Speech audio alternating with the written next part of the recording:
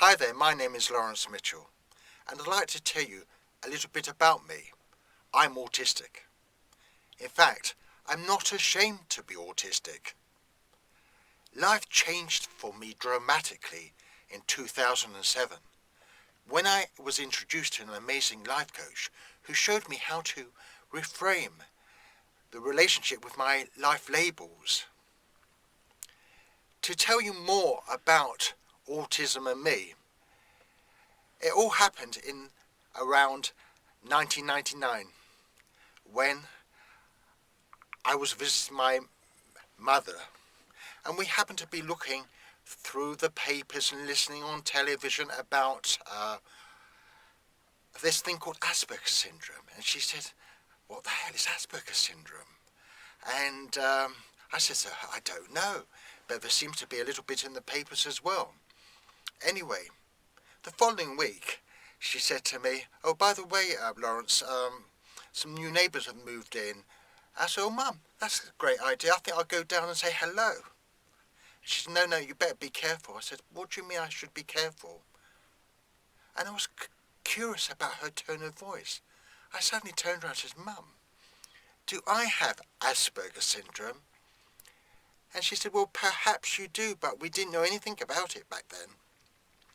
So I asked my mother to tell me a little bit about my story.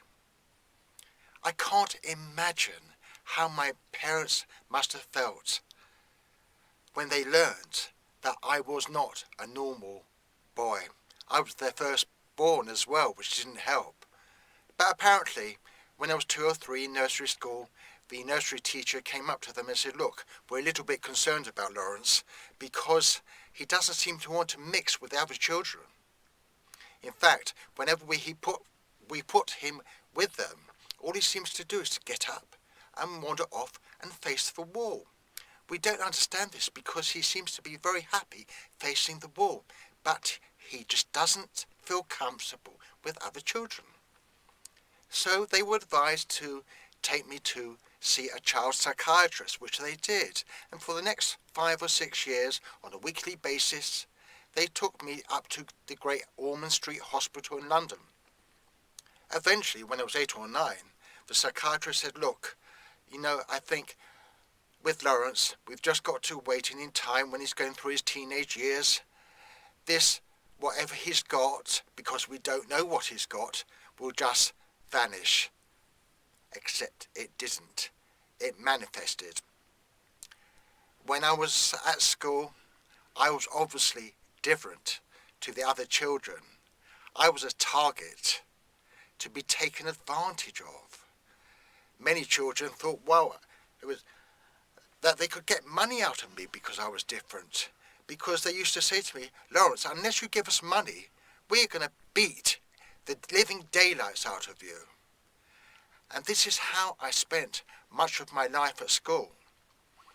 When I was 14, 15, I found girls very attractive, but something was preventing me from actually showing my desire for them. And I felt very, very awkward. Another thing I couldn't understand was in my education, I was arguing constantly with my father, who wanted me to do maths and English and history. I hated it. I loved music and art, which I felt I excelled at. Unfortunately, when I left school, I had no qualifications because I couldn't take exams. I failed miserably. However, there was one thing I loved, and that was collecting stamps. And I got myself a Saturday job. And this is what saved me. Yes, I did have 3 jobs, working for a menswear shop in Queensway in London at Whiteley's and in the menswear shop. But both 2 jobs lasted 3 days. I couldn't understand why I had to say, "Hi there, can I help you?" It was always a case, I remember, I used to say to the customer, "Can we help you?" I just didn't understand the relationship with the word I and me.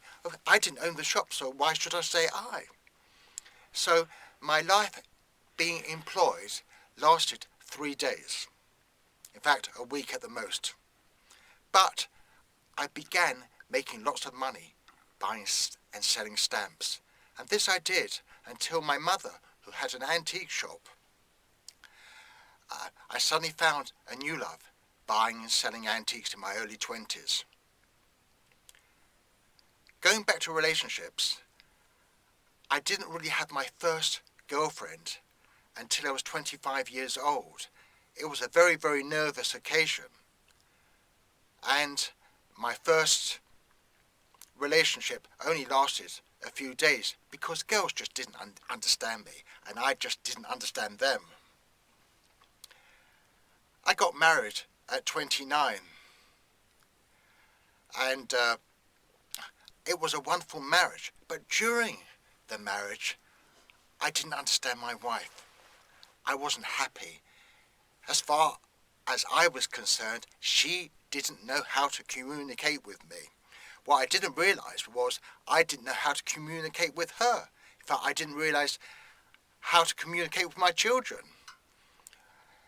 They were saying all these stupid things to me, funny things, and I didn't understand why they were laughing. And this was the relationship I had with my children and my wife. During the first 10 years of my marriage, I was making lots and lots of money. But when the marriage started to fall apart, I was falling apart inside. I was not a happy man. I was very lonely. And I sought love elsewhere. It wasn't as though I enjoyed sorting love. I wanted my marriage to work. I desperately needed my marriage to work, but it didn't. And eventually, my wife divorced me, except she had her own issues.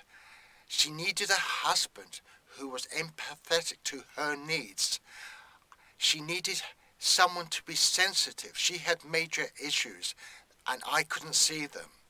And sadly, she took her life a couple of years later when a new relationship didn't work out for her. Perhaps if I could have met her needs and understood her, we would still be together. This is just a little bit about what being autistic is and how autism, unfortunately, destroyed my life. In another way, it was like understanding that this autism, whatever it was, what doctors didn't understand about, was like a demon inside of me, inside of my head, and it was destroying everything that was me, except by researching autism and in getting involved once I got diagnosed with autism and understanding more about the autistic nature in the label and mixing with psychiatrists and psychologists and going to conferences around the world, I began to understand, appreciate the special labels within the autistic spectrum. If you want to learn more about me and my life and how autism affected me and what I did to help myself, you're going to have to wait till next year and read my book.